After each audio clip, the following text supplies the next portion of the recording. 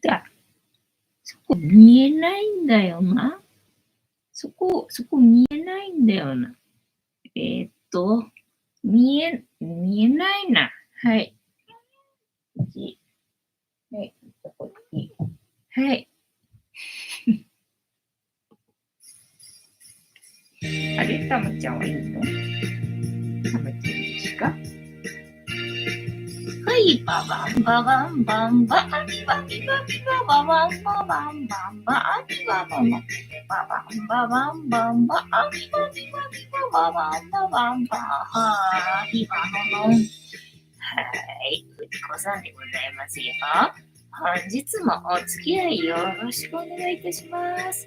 この番組はお休み前の約1時間、10時5分ぐらいから11時ぐらいまでの間、皆様と楽しい時間を共有して、夢見れるライブを目指しておりますので、皆様積極的に参加してくださいませ。で、番組の前半はこのように、にゃんこに夕飯の残りのカリカリと、かつお節を用意しておりますので、猫の姿がそこそこ楽しめると思いますので、猫目的で参加される方は、ぜひ番組の冒頭にスマホを握りしめ、パソコンの画面にかぶりつき、息も止めて瞬きもせず、ご視聴いただくことをお勧めしておりますよ。そして、そのままくたばらないようにご注意くださいませ。ちゃんとチャンネル登録とグッドボタンを押して、スパチャを投げてからくたばるようにしてくださいね。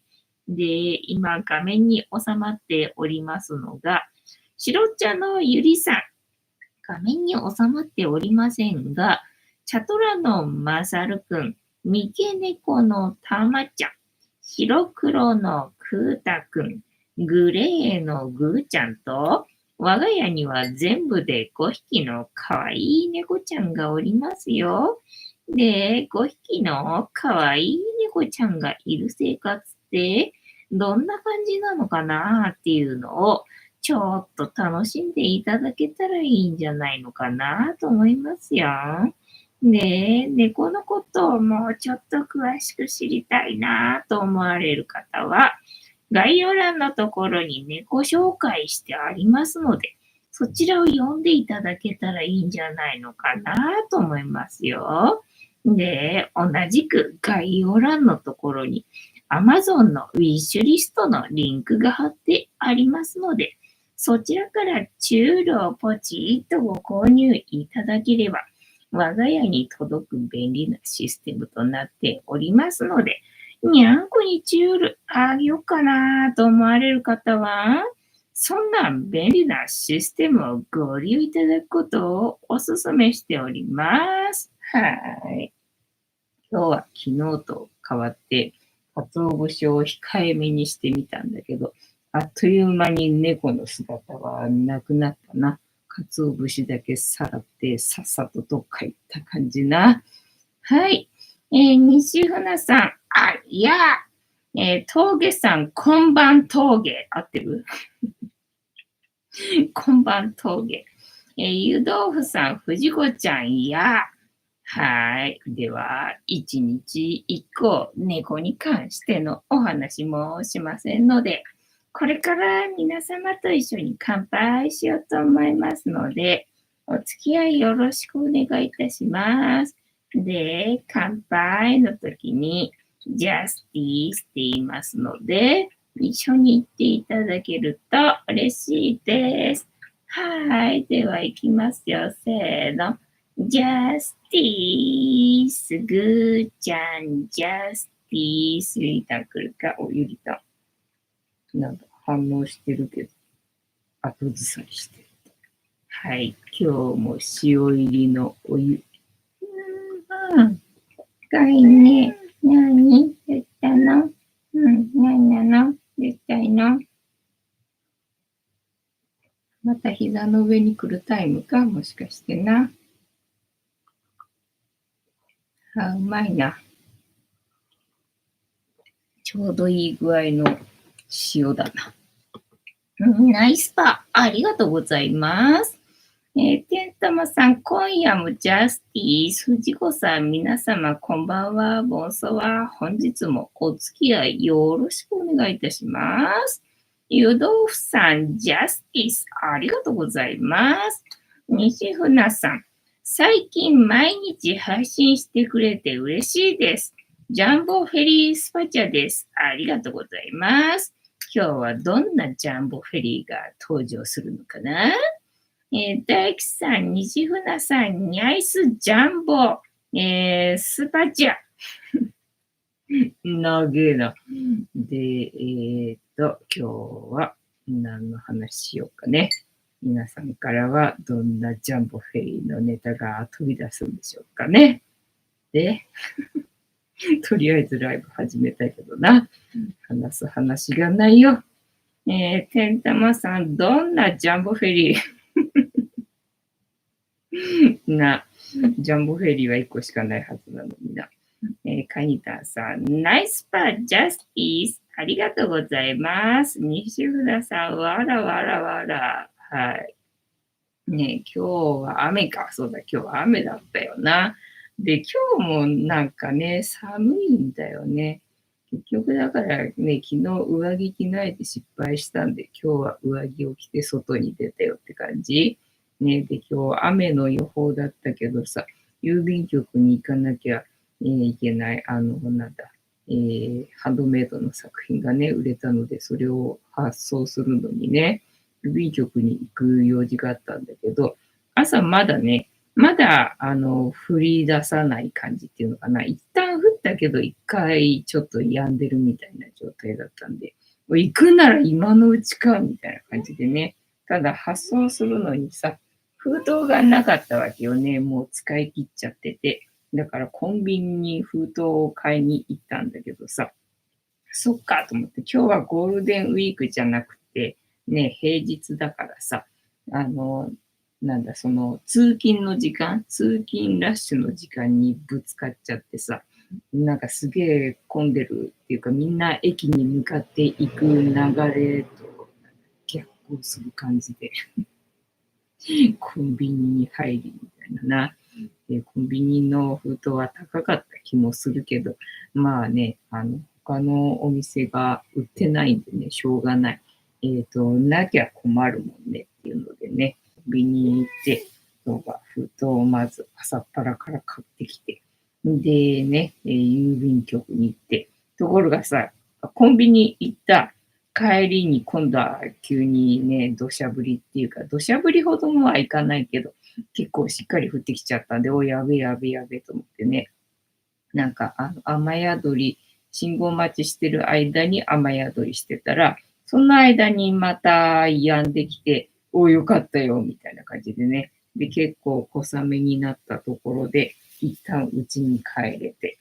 で、またね、今のうちなら大丈夫かなと思いつつ、今度はちょっと傘持ってこうと思ってね、傘を持って郵便局行って、で、まあやっぱりね、せっかく持ってるからと思ってそこそこ降ってるんでさ、傘さして、まあなんとかなったよみたいな、感じでございました。てんたまさん、ゆりさんが乗ってきた、そうね、で、シーツをさ、今日はさ、用意してたんだけど、全然な、シーツを持ってるとしないのよね。ジャパンさん、なぜか全員船好きっていうね。ね。峠さん、今日は雨すごかったです、峠。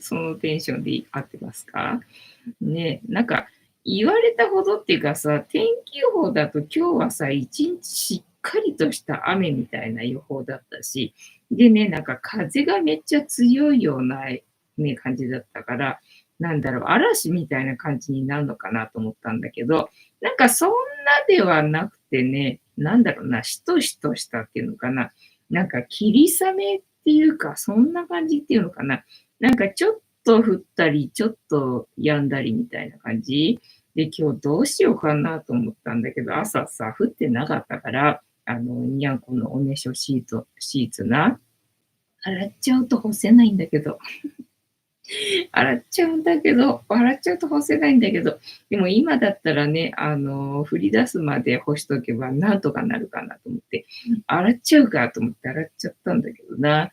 やっぱり雨降り出してきちゃってて、ああ、こりゃダメか、参ったな、なんて思ったんだけど、結局なんだかんだとその後もさ、なんか降ったり止んだり降ったり止んだりしてて、で、まあ、さすがに午後はね、今後はちょっと強くなりそうな気がすると思ったんで、まあ、諦めて部屋の中に取り込んでね、部屋干しをしたんだけど、結局なんかね、止んだりとかしててさ、あれ、そのまま外出しとけよかったかな、みたいな感じだったけどね。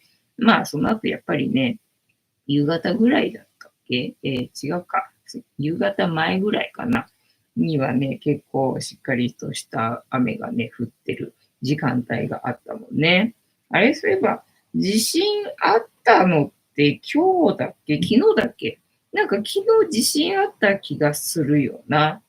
5月の5日今日が7日か、6日昨日か。昨日なんか地震があった気がするけど、気のせいですかね。乗ってきた。今日は雨すごかったです、峠。天玉さん、高松はほぼ降ってなかったですけど、降ったところもあるのですね。ね、なんかあの辺は雨少ないみたいだもんね。国道さん。合ってる国道さん。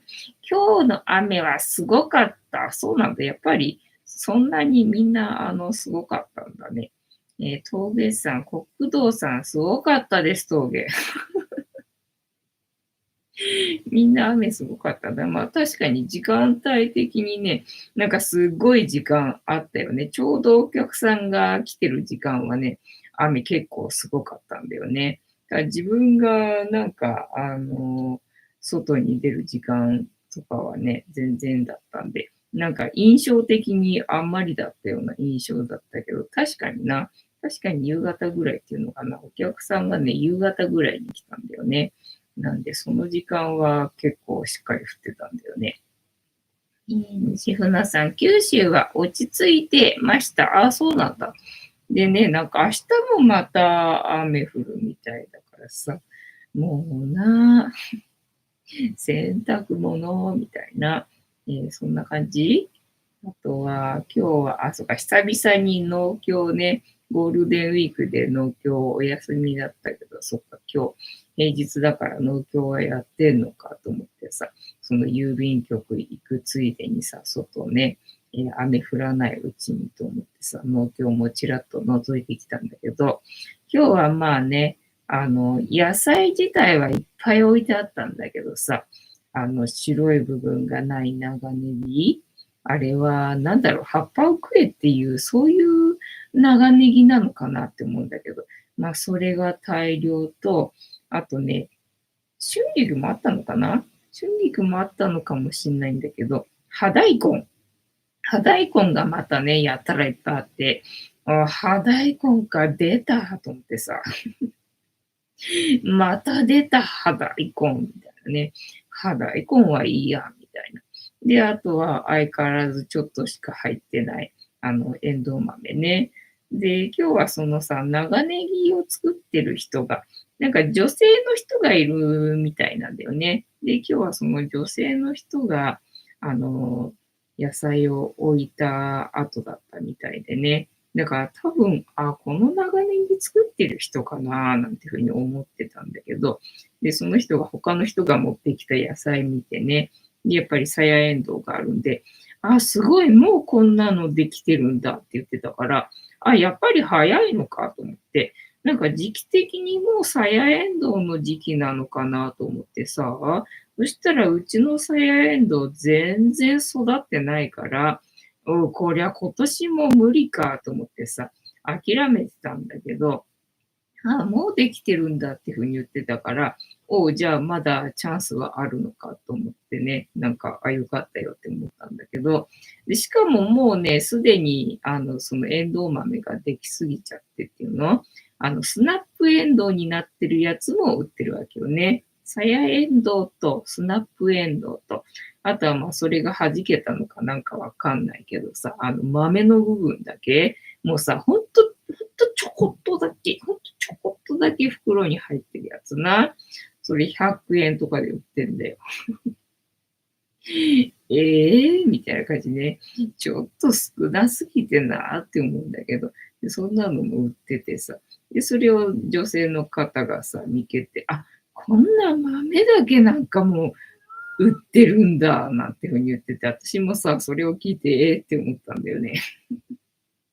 豆だけしかも少ねと思ってさ、いや、みんないろいろ工夫してんのね、なんていう風に言ってたから、あ、確かになと思ってね。だから一応野菜的にはまあね、あるっちゃあったんだけど、ただまあ欲しいと思えるものはなくて、みたいな感じでね、今日も農協ではお買い物せず、ウィンドウショッピングしてきましたって感じ。落ち着いてきました。西船さん、ジャンボフェリーも落ち着いてました。天玉さん、西船さん、乗船されたのですか？夢の中で乗りました。話や。峠さん、いい夢を見たんですね、峠。天玉さん、家庭菜園は育たないときは育たないですね。そう。だからまあ、うちの土がもう全部さ、栄養がないんだと思うんだよね。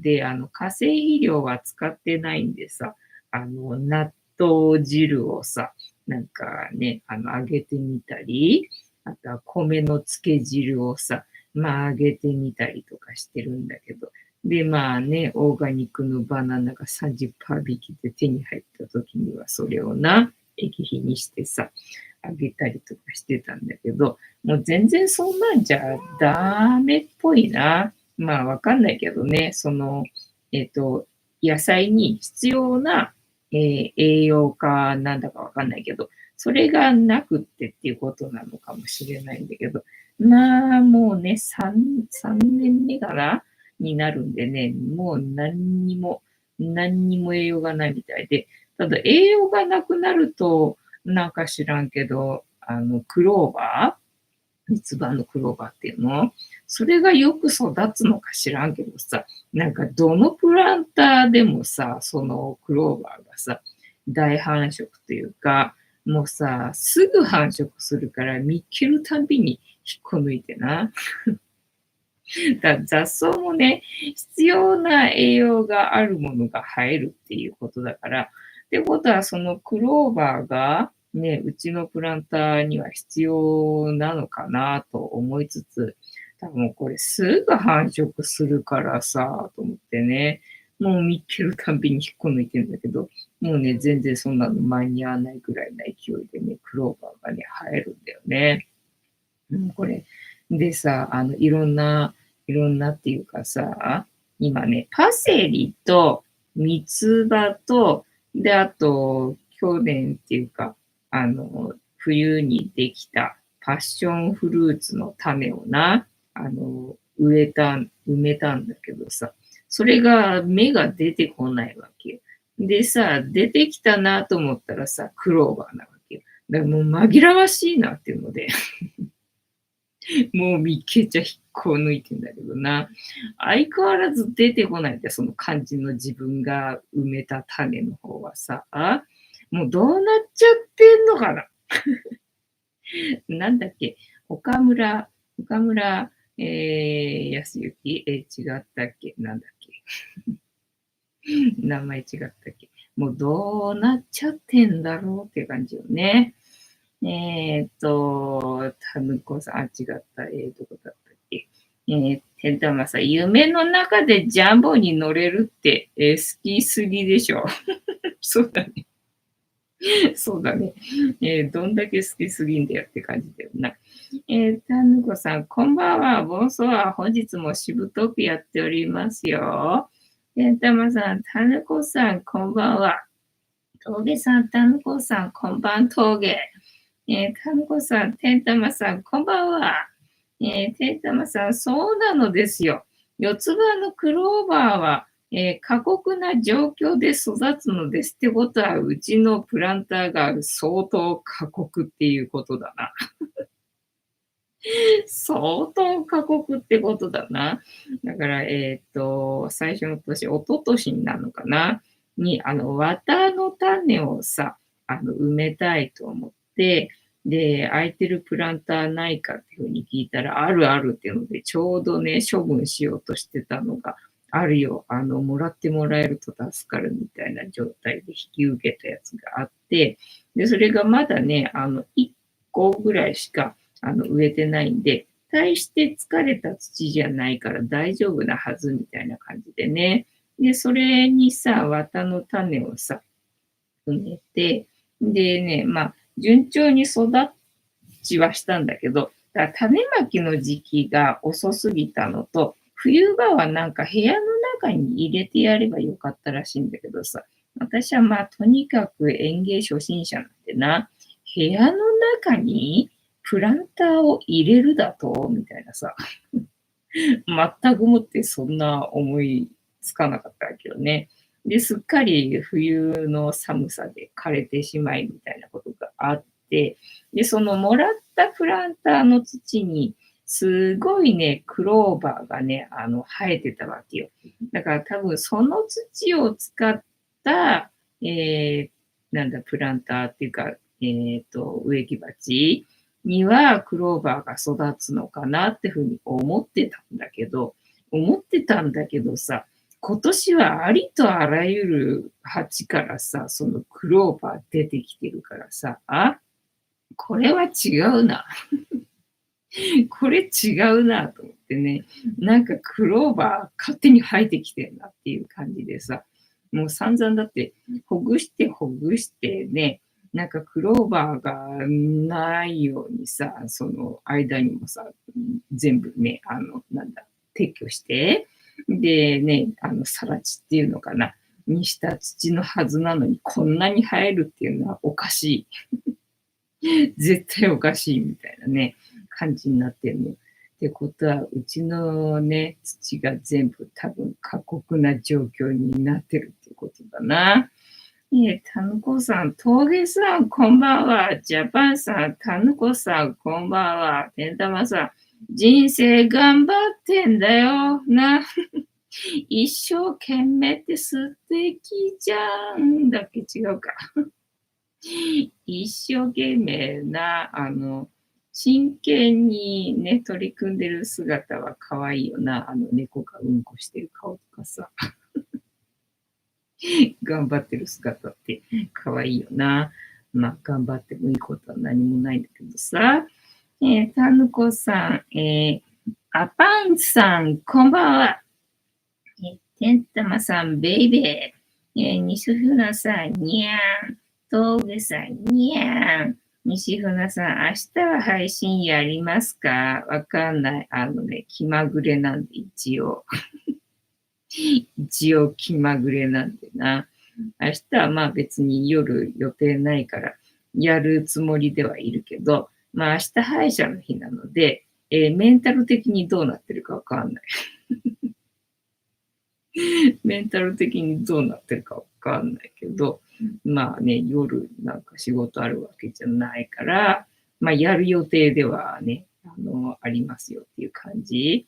まあね、生きてるうちにできることはやっておこうかなっていう気分ではいるんだけど、ただ頑張っても意味がないって思ってるのでね、なんかちょっと頑張っちゃってるなって思うと、なんか休んどこうかなみたいなね、時が時々あるよみたいな感じですよ。単語さん、すみません。ジャパンさんですね。失礼しました。そっか。アパンさんっていう人がいたのかなと思ってさ、このチャット欄がさ、なんだ、正確じゃないじゃなくて、なんだっけ、完全じゃないっていうのかな。結構、コメント抜けて、こっちには表示されてたりとかするんでさ、どうしていたのかと思っちゃって、そのまま読んでしまって失礼しました。西船さん、読んだ。天玉さん、歯医者の日は中止になる可能性がありますよね。麻酔すると。麻酔した時はな、中止になる可能性がありますね。なので、ただ明日はおそらくもうね、麻酔するのはないと思うんだけど、わかんない。何されるか全然見当がつかないのでね、もうおそらく麻酔する工程はないはずなんだけど、何されるか全く未知のね、ところに来てるので、今。で、わかんないっていう状態ね。ジャパンさん、グッド。てんたまさん、たぬこさんも九州。はあ、九州なのか。西船さん、うにゃっぴ。うにゃっぴなんだね、なんかやっぱりコメント飛んでるとこあるかな。時々会話がね、噛み合わない時があるんだけど、そうするとね、こっちにはね、表示されてないのとかね、あるんだよね。で、アーカイブで見てみると、どうやらね、こっちに表示されてなかった、書き込みがあったりとかね、したりすることがあるんだよね。なので、なんかあったかな。はい。で、あとはなんだっけ、今日はな。そう、今日もさ、お腹空いててさ、さっきな、お腹空いててさ、蜂蜜の、蜂蜜のじゃない、大根のさ、蜂蜜漬けをさ、作ったじゃんか。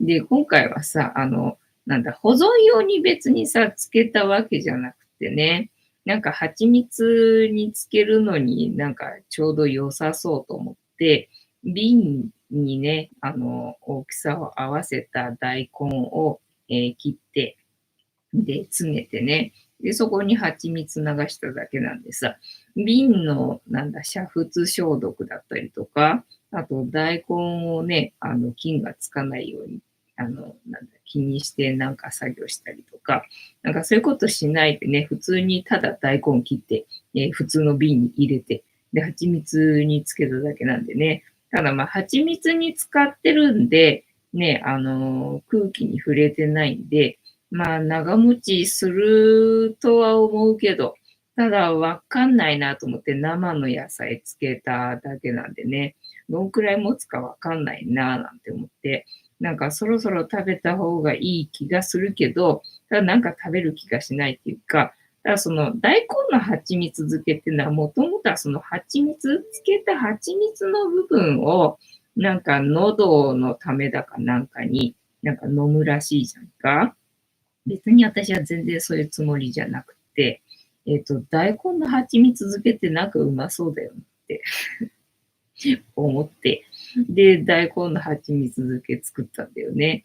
で、さっきお腹が空いてどうしようかなと思って、そうだ、大根の蜂蜜漬けあったなと思って、なんかそろそろ食べとかないとちょっとなって思ってたから、ちょっと食べてみるかと思ってさ。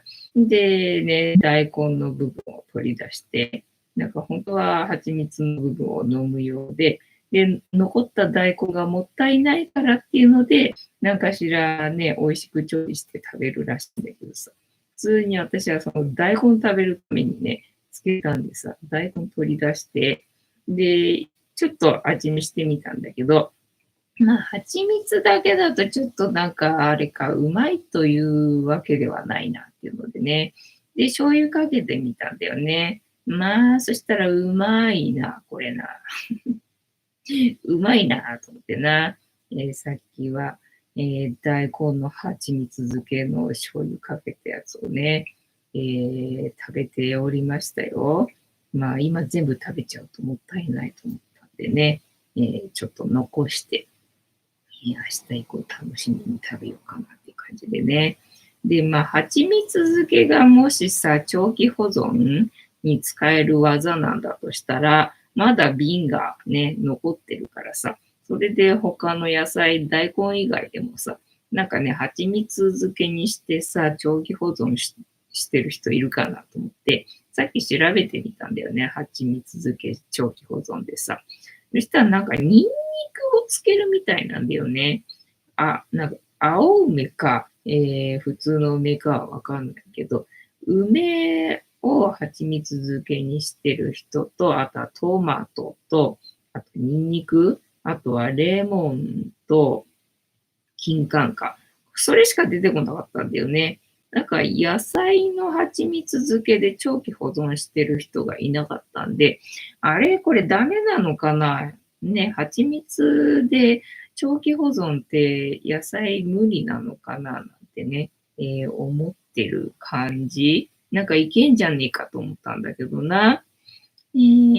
どこだっけ。てんたまさん、九州の醤油を愛用。あ、そうだったね。峠さん、九州の醤油は甘いですよね。そうそうそう。カニタンさん、いいね。てんたまさん、峠さん、よくご存知でね。みんな知ってたね。峠さん、九州に一回旅行したことがあったので、ああ、そうなんだね。鹿児島で、鶏刺し食べてカンピロバクターになりましたが、勇気あるな、旅行先でな。そうね、まださ、家の近所でね、病院いつも行ってるところがあるとかだったらさ、そういう冒険したこともできるけどさ、ね、出先でさ、全然知らないところで具合悪くなるのちょっと嫌だなと思って、なんかあんまり冒険できないんだけどな。頑張ったな。大吉さん、藤子さん、皆様、こんばんは。ボンソは、本日もしぶとーくやっておりますよ。カニタンさん、峠さん、大変でしたね。鳥はいえ、ね、カンピロバクターは、やばそうだな。峠さん、2週間、2週間苦しかったです。いや、2週間はちょっと魂抜けるわ、そりゃな。たぬこさん、あれどすね。日本一甘い醤油、千椒っていうのかな。西船さん、峠さん、災難でしたね。カンピロバクターは2週間なのか。私は魚系の魚介のね、食あたりが一番やばいのかなって思ってたけど、まあ、肉系もね、やばいだろうけどって思ったけど、どっちがいいかね。どっちも良くないか。西船さん読んだ。天玉さん。大根と蜂蜜醤油の、織りなすハーモニー。そうそうそう。蜂蜜の、蜂蜜のじゃない、大根を、蜂蜜じゃないけど、砂糖漬けにしてさ、で、そうするとやっぱりさ、まあ、塩でも砂糖でもどっちでもさ、大根の水が染み出てくるわけよね。で、その水の部分は絞って、で、それを、きな粉にまぶしてね、食べるとさ、まあ止まんないわけよね。で、一回ね、そういうことをやってるんで。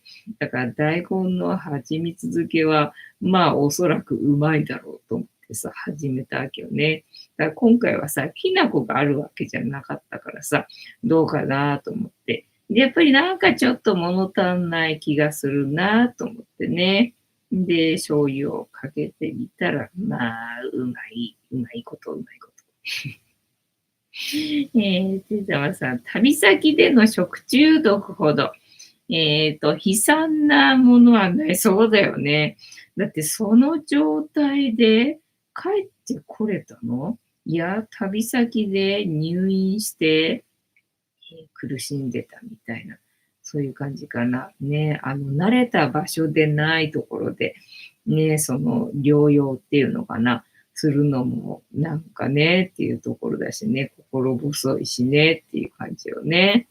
ジャパンさん、大粒の梅の蜂蜜漬けはうまいですよ。あ、そうなの？うまいですよね。なんかほら、梅ってさ、すごい、渋いじゃんか。だから、ただ、蜂蜜につけただけで、その渋みは抜けるのかな、どうなのかなっていうところがちょっと疑問で、だから、梅の時期になるとさ、農協でもやっぱりさ、並ぶんだよね。だからまあね、ちょっとだけもし売られてるような時があったら、なんか試してみようかな、どうしようかな、みたいにふうに思ったけど、ただ渋みね、蜂蜜つけただけで抜けんのかなと思って。もし抜けるようだったら、そりゃうまいだろう、うまそうだなってふうに思ったんだけど、まあそうだなと思ったんだけど、いや、抜けんのかなっていうところがわかんなかったんだよな。峠さ、もうトラウマですね。そうだね。それはもう食べれないよね。鶏肉自体、なんかね、食べれなくなりそうだけど、まあ、火通してあれば大丈夫かなっていう感じかな。でもやっぱり生肉はやっぱりちょっとねっていうことになるよな。のこさん、そろそろらっきょうを、つける時期になりましたね。あ、そうなんだね。らっきょうの時期なんだ。そう、そういえば、らっきょうの蜂蜜漬けの人もいたかな。あ、違うかな、あれ。だから、蜂蜜漬けで検索してるのに、なんか酢漬けがバーって出てきちゃって、全然蜂蜜漬け出てこないんだよね。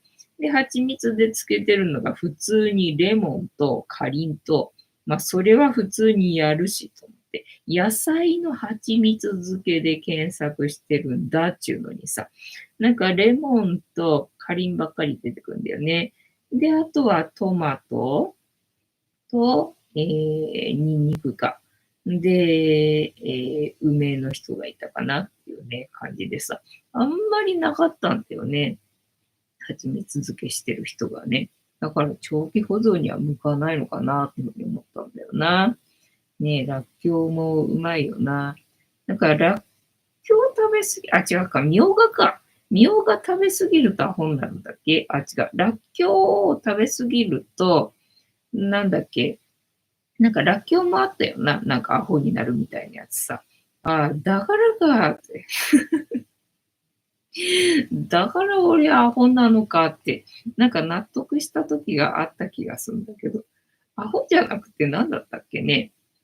なんか、みょうがを食べ過ぎるとアホになるとかっていうので、で、らっきょう食べ過ぎると、アホではなかった気がするけど、なんかになるっていうのがあったよな。いや、だからかって思ったんだけどな、何だったっけな。カニタンさん、らっきょう好きですね。もうさ、止まんなくなる。止まんなくなるんで。そうで、また嫁行った時の、ね、嫁してた時の話だけどさ、もうなんかお父さんがらっきょうをね、つけるんだよね、やっぱりね。ただ甘酢漬けじゃないわけ。お父さんがらっきょうをつけるのはね、なんか酢漬けなんだよね。で、すげえ、梅酒のさ、でっかい瓶っていうのそれに、らっきょうを入れて、で、酢に、もう甘くない、ただの酢につけてるから、まあ、ただの酸っぱいらっきょうなんだよね。だからもう全然食べられないみたいで、で、お母さんが一生懸命ね、砂糖をまぶしたり、なんか蜂蜜かけたりだったかな。とにかくいろいろして、なんか一生懸命頑張って食べてたんだけど、誰も食べないからね、お父さんはつけるだけだし、誰も食べないし、でお母さん一生懸命なんか時々思い立ったように、なんか砂糖だったか蜂蜜だったかつけて食べてたんだけど、でも悶絶してた。悶絶してたから、いや、もうみたいな感じでね、なんか相当酢がもうね、浸透して使っちゃってて、もう全然砂糖なんかじゃ太刀打ちできないような、そんな状態になってたみたいなんだよね。でもそういうラッキョがさ、大量にあったもんだから、だからまだね、使っちゃってて古くなったやつじゃなくて、もうつけてまだね、日が浅いものを結構料理に使ってたんだよね。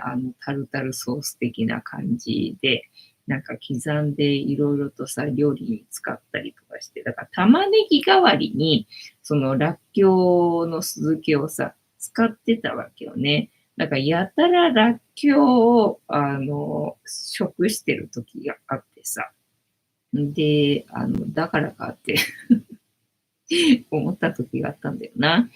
天様さん、らっきょうはダイエットの強い味方、そうなのかな。食べ続けるんだけど、食べ続けて止まんなくなるんだけど。峠さん、ジャンボフェリーは、俺たちの強い味方出た。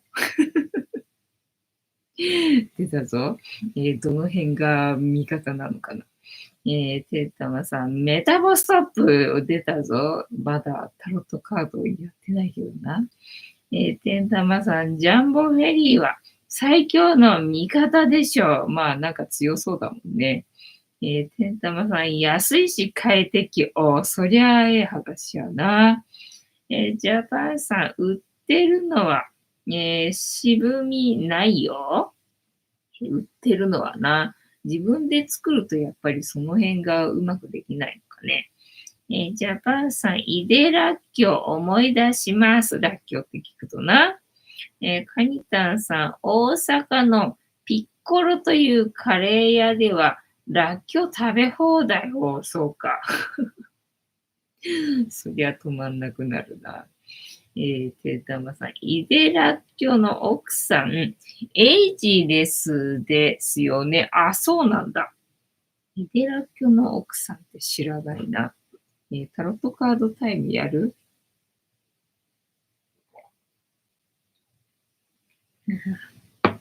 ね、なんか、ラッキョを刻んで、なんかバゲットに乗せてたな。なんだろう、あ、やっぱりあれか。タルタルソース的なものを作って、で、それをサンドイッチとかみたいにして、なんかやたら使ってた気がするんだよな。もう忘れちゃったけどな。はい、本日もタロットカードタイムでございますので、78枚の中から1枚引きまして、今の私たちに必要なメッセージいただこうと思います。で、このシャッフルは皆様のストップの掛け声で止まりますので、ご協力よろしくお願いいたします。西船さん待ってました。てんたまさん、カニタンさん、大阪のグルメにも詳しい。そうなんだ。峠さん、うおー、峠。ストップ出てた。てんたまさん、大吉さんが通る。ジャパンさん、ストップ。てんたまさん、早いぞ。大吉さん、はい、LINE でリアストップ。ジャパンさん、早い。ね、ストップ合戦が始まったな。西船さん、ストップ早すぎるって。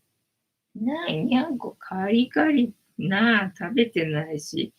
まあ、諦めてこのままずっと置いとくとね、やっぱり夜中に食べてくれてるみたいでね。朝起きるとね、すっげえお皿がね、ピッカピカに綺麗になってる。綺麗になっていくからね。もうそのままこのお皿使っちゃおうかしら、みたいな感じね。ジャパンさん、わらわら。峠さん、加速させましょう。天玉さん、西船さんは空気が読めてますな。峠さん、峠峠だけってどういうことなんだろうな。どういう意味で峠なんだろうな。はい、というわけで、皆さんから、違うか、ジャパンさんからか、ストップの掛け声いただきましたので、ここから6枚置きまして、7枚目のカード、今の私たちに必要なメッセージいただこうと思います。では、いきますよ。せーの。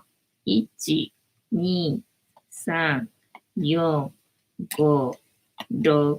で、7枚目のカード。本日はこちらでございます。せーの。じゃじゃん。なんだこれ。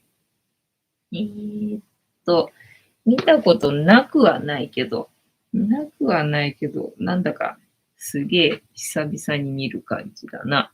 棺に横たわってる人が、黄色いからね、死んでるわけじゃないっていうね、生きてるよっていうのでね、生きてるけど、だからなんだ、休息が必要みたいな。なんか次の作戦のために、休息を取ることが必要だよ、みたいな、そういうカードだったと思うね。で、剣だから情報だね。情報で数字が4かな？ 4 だから安定してるね。それの逆位置だから、安定してないっていうことか？どういうことだ？逆位置だから剣刺さっちゃうな、これ、みたいな。串刺しになっちゃうな、みたいな。そういうカードなのから、これな。ソードの 4。ソードの4。と、たまにはこれでも読んでみようかな。ソードの4。柄の意味、世界観。ステンドグラスだね。ステンドグラスの美しい教会で、棺の上に横たわっている騎士。一見死んでいるように思えますが、手を合わせているから、祈りを捧げ、黙想しているように見えます。剣は言葉や情報、思考など、そんな剣を脇に置いてどっしりと横たわっていることから、騎士は今思考を止めて、心も体も静かに休めている。時が来れば起き出し、脇にある剣を取って戦いに行く。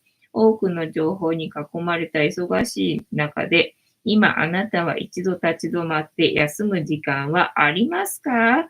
テーマ、タイミングを待つ。ソードの4。剣は情報や言葉、思考を表す。4は火、地、風、水の4つのエレメント。東西南北、四角形など、この世界を創造する土台となる数字、安定性を表す。騎士は剣を置いて安定した棺の上にどっしりと横たわっています。戦いの前の一時の休息を象徴しています。騎士や棺、剣部分の黄色。黄色は幸福や祝福、希望や豊かさを表す色。横たわる騎士や棺、剣まで黄色く塗られていることから、騎士は死んでいるのではなく、じっくり休んでいる。今は思考を止めて休息することが良い。ステンドグラス、聖母マリアと子供キリスト、天使など書かれている人物は様々。この場所が祈りを捧げ、休息を必要としている人のための静かな教会。ステンドグラス左上の文字、平和という意味。壁の灰色。3本の剣は壁にありすぐに使用できる状態ではない。まだ白か黒かはっきりしない物事の、途中段階を示す。教会の外では剣を取るような戦いがまだ続いている。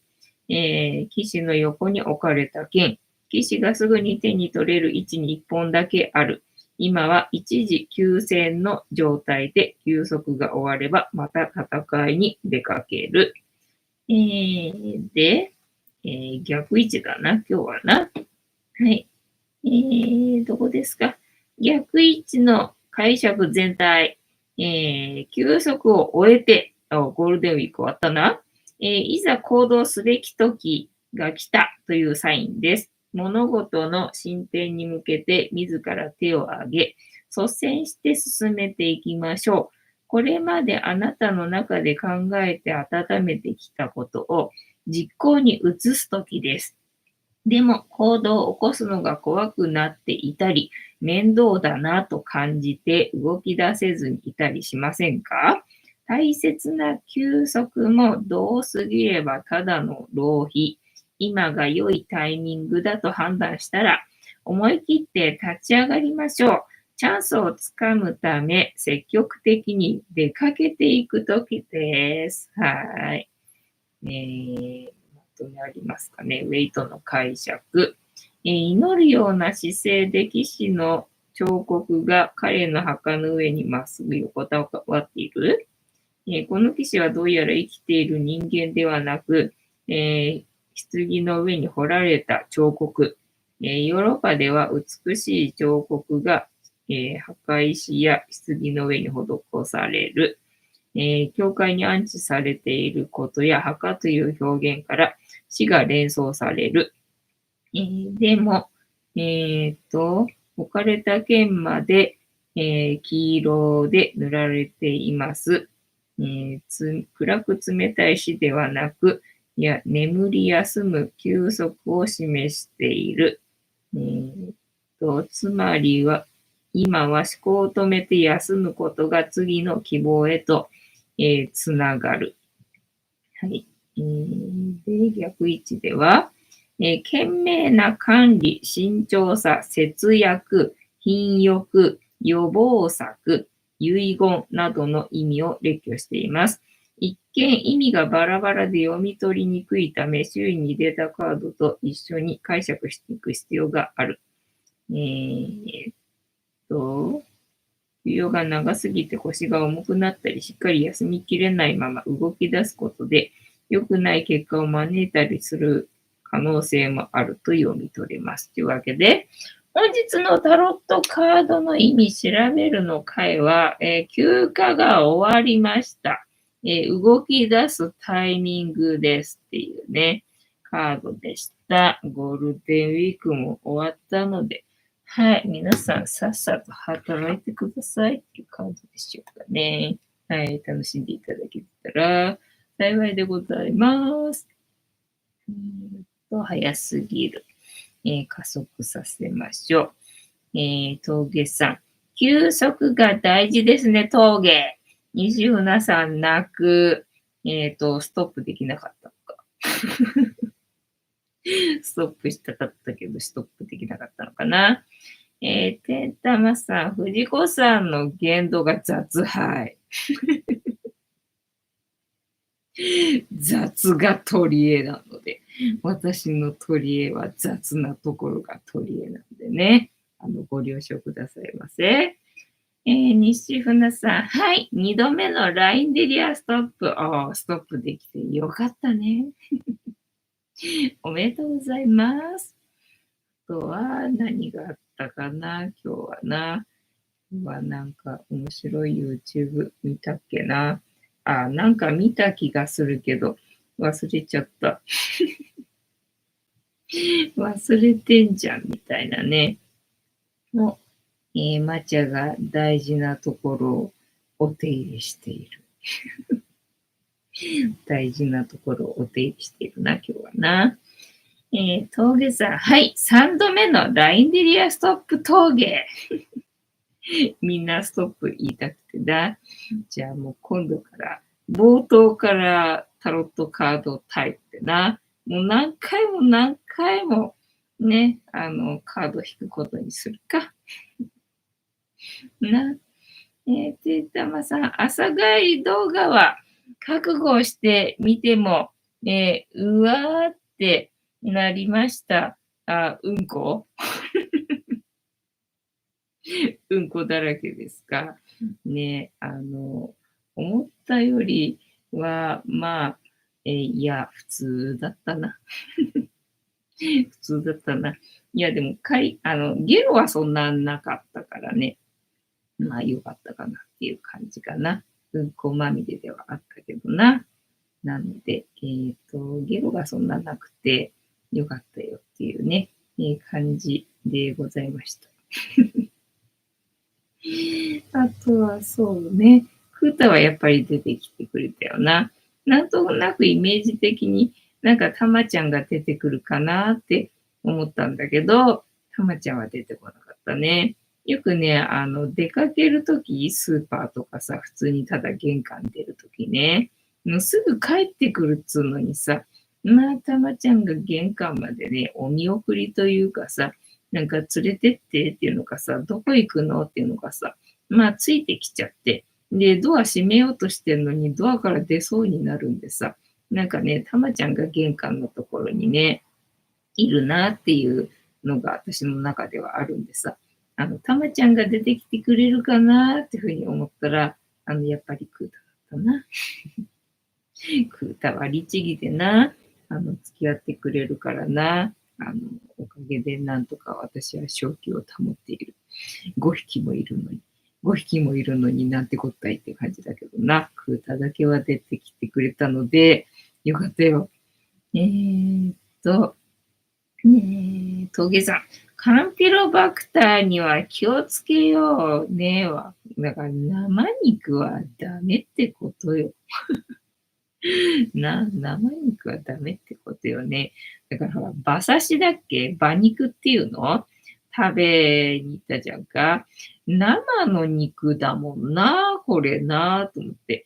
馬は平気なのかと思ってさ。だって、牛でも、なんだっけ、ユッケか。ユッケはね、なんか当たり外れあるみたいじゃんか。だから、なんか禁止になったりとかさ。してたわけだろう。だけど、食べたい人は食べたいからみたいなのでさ、なんかいろいろあるじゃんか。だけどさ、馬刺しはさ、昔からあるわけじゃんか。そうすると、馬はなんだろう、そのカンピロバクターないのかななんてふうに思ったんだけど、どうした今度はグーちゃんのところに、まっちゃんはなんだろう、喧嘩売りに行ったのかな甘えに行ったけど、ぐーちゃんに拒否されてるのかな。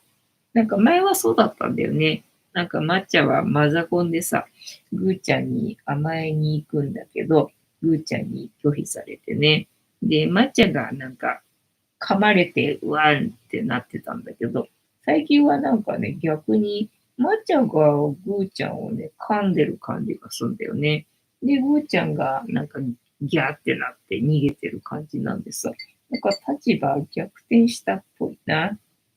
はい、抹茶がぐーちゃんの場所を横取りして寝るみたいだな。耕している。気に入った場所は耕すんだよな、抹茶な。今一生懸命耕しているよ。てんたまさん、クータかわいい。そう、もうクータさ、律儀でかわいいのよね。なんかいつもな、真面目なのはな、なんか気の毒になって思っちゃうけど、でも可愛いんだよな。西船さん、食べるしか道はないと思う。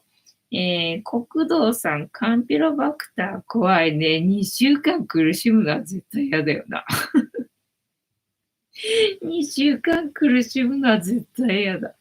西船さん、ついでに、ジャンボフェリーも乗るしか道はないと思う。なあ、ジャンボフェリーできれば乗りたかったけどな。カニタンさん、馬はバイキン住めないほど体温高いって聞いた。あ、そうなんだ。だから馬刺しは昔からあるんだ。なるほどね。ね、うまくできてるっていうか、昔の人はすごいよな。西船さん、思う。てんたまさん、ジャンボフェリーは乗るしかないね。そんだけ押されたら乗りたいんだけどさ。そんだけ押されたら乗りたかったよ。西船さん、おい、ジャンボフェリーオフ会。そうだな。ジャンボフェリーオフ会だな。ジャパンさん、ジャンボフェリーでうどん食べたい。あ、そっか、好きなもの持ち込んで、ね、あれだっけ、伸び伸びできるんだったっけ国道さん、今度乗ってみます。乗ってくれ、ぜひ。たぬこさん、ジャンボフェリーうどん。また新しいメニューが出来上がったよ。てんたまさん、馬は食肉になると体温が下がって菌が発生するのですかね。なんかね、食肉になっちゃうとな、普通にね、菌が発生しそうだけどね。てんたまさん、馬刺しは大丈夫ね。なんで馬刺しは大丈夫なのかなって思ってたんだよね。カニタンさん、馬刺しで当たったことないです。そう。だってね、馬刺しはあるもんね。禁止されてないもんね、馬刺しはね。西船さん、ジャンボフェリーで年末ジャンボ宝くじやろ。ジャンボフェリーに年末ジャンボ宝くじがあるのかい？それともジャンボだからジャンボでかけてるっていうことかい？峠さん、いいですね、峠。てんたまさん、ジャパンさん、ジャンボフェリーのうどんはバラエティに富んで楽しめますよ。どういうこと？また新しいネタ出てきたよ。ジャンボフェリーのうどんがバラエティに飛んでるってどういうこと？ジャパンさん、カキのあたりも怖い。そうそうそう。だからカキのあたりが一番辛いのかと思ってたらさ、ね、いや、2週間苦しむのかと思ったらさ、カキはね、1日、まあ、長い人で3日ぐらいじゃんって思うんだけどさ、2週間はね、ないだろうと思ったんでさ、カキよりもひどいのがあるんだなっていうところが今日は衝撃だったよ。じゃあ今日のな、この動画の、タイトルは、ジャンボフェリーうどんについてかな。ジャンボフェリーうどんは、ね、の魅力についてかな。てんたまさん、ジャンボフェリーのうどんはいろんな創作メニューがあるのです。もうそれ、乗りたいじゃんか。乗りたすぎるじゃんか。なんだよ、それな。ジャパンさん、わらわらな。本日も楽しい配信ができてよかったよ。ちゅうわけで、本日も竹縄ではございますが、いいお時間になってまいりましたので、そろそろお開きにさせていただきまして、調子が良ければ11時ぐらいまで毎日のようにやっておりますので、お時間合うときはお付き合いいただけると嬉しいです。で、私の人生の目的は、私の笑顔で私とみんなを幸せにすることですので、チャンネル登録がまだの方はチャンネル登録とグッドボタンを押してスパッチャを投げといていただけると私が笑顔になりますのでよろしくお願いいたします。あと、ご無理でなければお友達へのシェアもよろしくお願いいたします。ケンタマさん、にゃんこうどんあります。もうダメじゃん、それ乗らなきゃ。それ乗んなきゃ絶対ダメなやつじゃんか。ゲストハウスさん、今日はチョキ出してください。了解しました。